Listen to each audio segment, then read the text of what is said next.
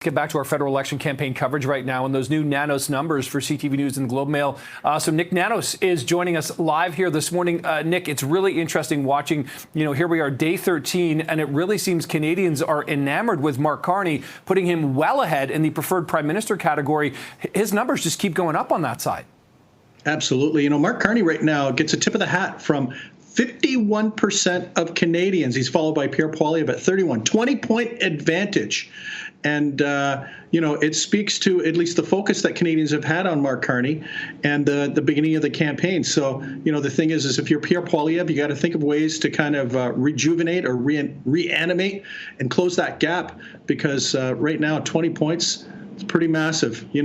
Maybe it's a little too high if you're Mark Carney, right? You're thinking maybe the numbers can only go down. So maybe he's a little nervous. The numbers are good, but who knows what could happen. Mm-hmm. Yeah, and if you look at overall polling, the Liberals have about a 10-point lead over the Conservatives right now. It's interesting, though, Nick, when looking at the regions, because the Liberals seem to be leading in all regions except for the prairie provinces. And we know that they're going to be campaigning in Montreal, Quebec today, NDP and Pierre Poilievre. So what do you make of that? Like, is there any ground to make up for the Conservatives when it comes to men or that younger demographic or in areas other than the prairies?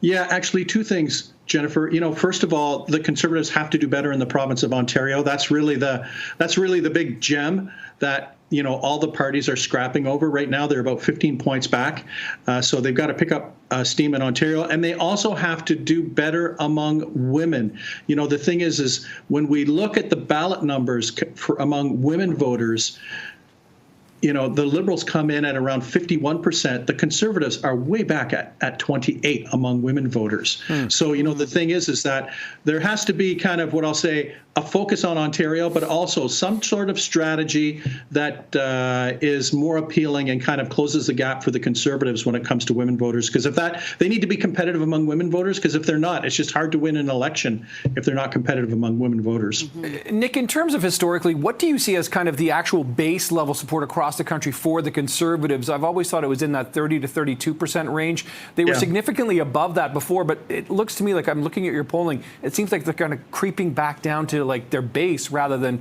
a wider appeal. Yeah, the thing is that, we look at Pierre Poilievre, he's trailing his party. The party's at 36 nationally. He's at 31 on the preferred prime minister front. And to put that into context, the Liberals, Carney is at like 51. The Liberals are at 46. So think of it this way. There's coattails for Carney. There's no coattails or shorter coattails, we should say, for Pierre Poilievre. But I think the key factor here is that if this election continues to be about personality and leadership, today at least the advantage will be for the Liberals. It also means that Liberal fortunes are directly tied and connected to Mark Carney. That guy makes a mistake. That guy messes up. I think everything unravels, and it could unravel really fast. And we have to remember, at 36% for the Conservatives, Stephen Harper won some elections at 36%. Yeah. So, Pierre Poilievre's thinking 36.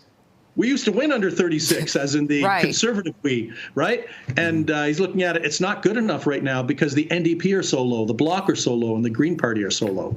Well, this is certainly shaping up to be a historic election. And of course, the ballot question really remains who can best handle Trump and who can kind of Trump-proof our country. So, I guess this is going to have to play out until April 28th. Nik Nanos from Nanos Research, thanks so much for joining us with these numbers. We'll chat again next week. Appreciate it. Thanks, Jennifer. Thanks, Nick.